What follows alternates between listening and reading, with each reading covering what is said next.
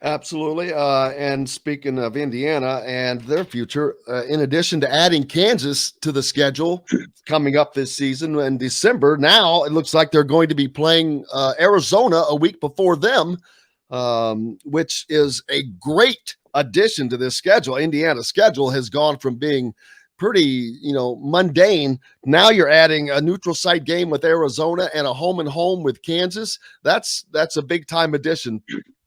Yeah, and it doesn't even include the ACC Big Ten Challenge with, Exactly. regardless of what Trace Jackson Davis does, Indiana will probably get, a top four, top three team in the ACC. I would guess. Whether that's home or away doesn't really matter. But the fact that you have those three and then potentially the Gavitt games as well with the Big East, those are four incredibly tough non-conference games that are not only going to challenge you, but really get you ready, especially for a team that has a lot of upperclassmen. It'll be a really good test for them, but also a guy like Malik Renault or Jalen Hood-Schifino, guys that are expected to play big minutes and big parts of the success of this team next year, to get thrown into the fire right away and play against a lot of these really, really talented programs across the country and high major talent within the first month and a half of your college career is going to do them wonders for the back half of the Big Ten. So even if they were to lose, those four games, right, against Kansas, Arizona, whatever ACC opponent they have, and then the Gavitt games, let's say they go 0-4 there, it's still going to help Indiana tremendously in Big Ten play. But obviously, at the same time, you need to get some of those wins, especially for a team that snuck in by the skin of their teeth there this season to the NCAA tournament.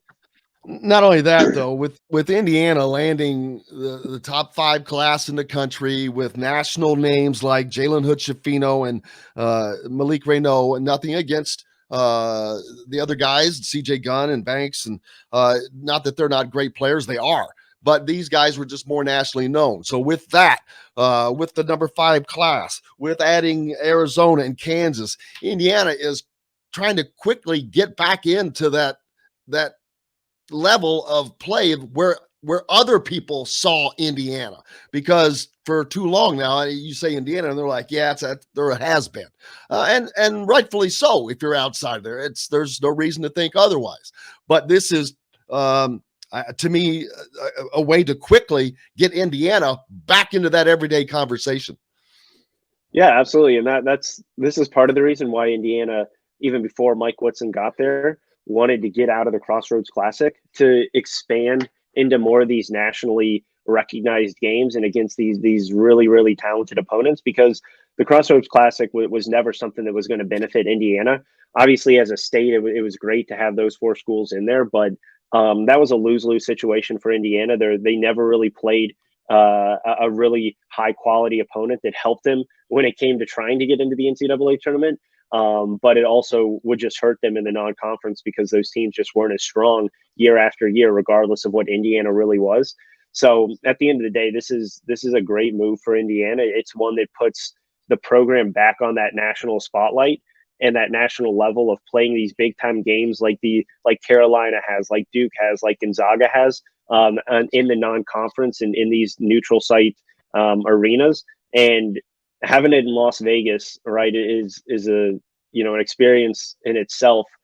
Playing a team that's basically going to be an away game for Indiana, realistically, I would think with all the Arizona fans that are out west. Obviously, Indiana travels great, so that's not an issue. But playing in a hostile environment like that too, a week before you go to Kansas is something that I think a lot of Indiana fans are extremely excited about. And should be, especially with the roster that they're going to have coming back next year. And then not only that, like I talked about how people view Indiana, winning games like that, playing them is one thing, but winning them is another, and winning them does more for you, obviously. Going out and to playing in Arizona at a neutral site, which I told John earlier, I'm not sure how much of a neutral site this is, since Las Vegas borders Arizona. They're a few hours away there. But anyway, it'll probably be the way Indiana travels, that's probably going to be a pretty good Indiana crowd out there. to Las Vegas. I mean, It's not. it's gonna be a great environment either way, and that's the thing that Indiana has struggled with is playing in these environments that even if they're 50-50 or 60-40, right? The majority of these neutral site games that Indiana plays in are 80-20 probably Indiana fans.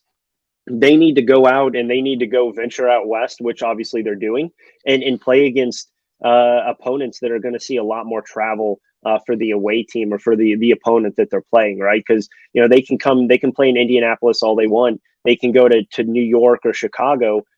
Indiana fans are going to dominate the stands in any of those three locations. So the fact that they're going out west so early on in the season and they want to travel out there. I'm sure they probably had a couple other potential locations for this game, but Mike Woodson has shown that he wants to play against the top level programs out there because that's obviously how you can test yourself and how you can really see where you rank and stack up against these other teams that are competing for national championships and Final Fours every single year. And the only way to do that, like you said, is not only go out there and play the game, but there comes a point where you have to obviously win the games too. And this seems very similar to what could be of I can't remember which. I think there was the 2015 season, the start of that when Indiana played Kansas out in Hawaii, Yep. and the game that they had out there where Indiana obviously was still supposed to be good, but I don't think people expected them to go in and knock off a really strong Kansas team. So if Indiana, builds some momentum there early on in the season, it could just catapult them to obviously a good Big Ten season, but one that I think a lot of people are kind of itching for now after a full off season of Mike Woodson and a full season of Mike Woodson as well.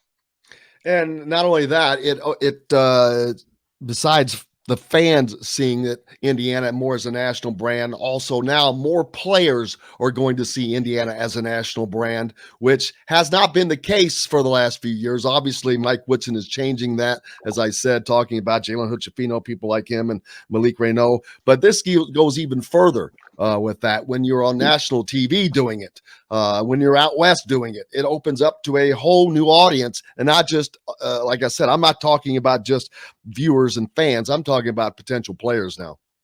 Yeah, and it opens up like you said, the recruiting, right? Because a lot of kids out west, if they never see a team come out there for a neutral site game or never play out there, right? It does play into their decision making a little bit. No matter what a kid says about not being, super close to home, there comes a point where they want to have some family, they want to have some friends be able to attend games that aren't across the country.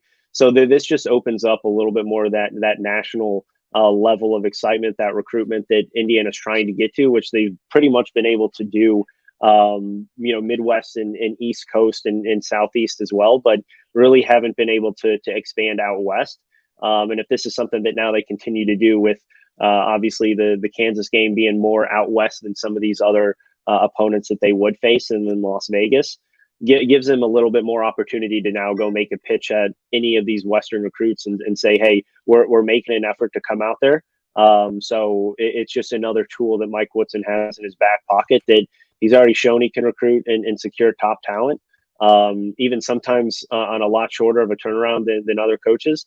But now he just has that extra bit of firepower that he can pull out there for a recruit or a recruit's family.